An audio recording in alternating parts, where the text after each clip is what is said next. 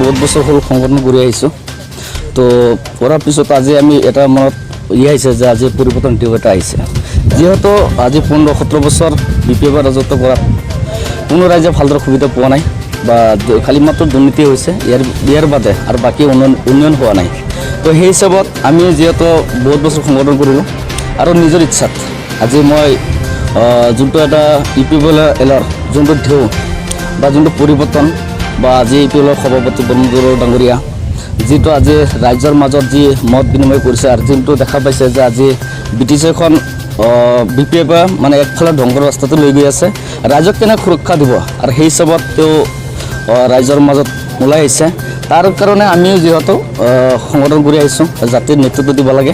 তো সেই হিচাপত আজি আমি EPFL দলত যোগদান কৰিছোঁ আৰু ভৱিষ্যতে ৰাইজৰ ভাল কাম কৰি যাম বুলি বা আৰু ৰাইজেও দেখা পাইছে BTC যোনটো আজি BPF চৰকাৰে যি দুৰ্নীতি আৰু ভ্ৰষ্টাচাৰ যি আৰম্ভ কৰিছে, আজি ৰাইজে সজাগ হৈছে আৰু সেইটো আজি যিমানে তেওঁলোকে ভুৱা প্ৰতিশ্ৰুতি দিয়ক আৰু বা যিয়ে নিদিয়ক, তো সেইটো কোনোদিনো ৰাইজে বুজি পাইছে।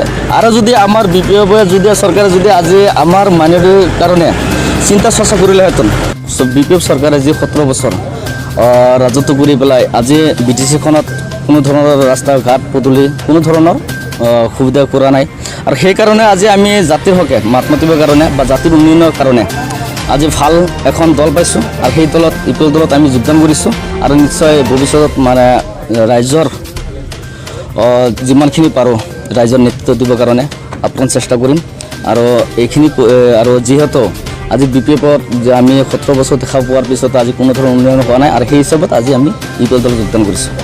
মই ABMCৰ চেণ্ট্ৰেল কালচাৰ ছেক্ৰেটাৰী আছিলোঁ, তাতে মই আজি যিহেতু অব্যাহত দিম আৰু তেওঁ আজি মই EPFL দলত যোগদান কৰিছোঁ।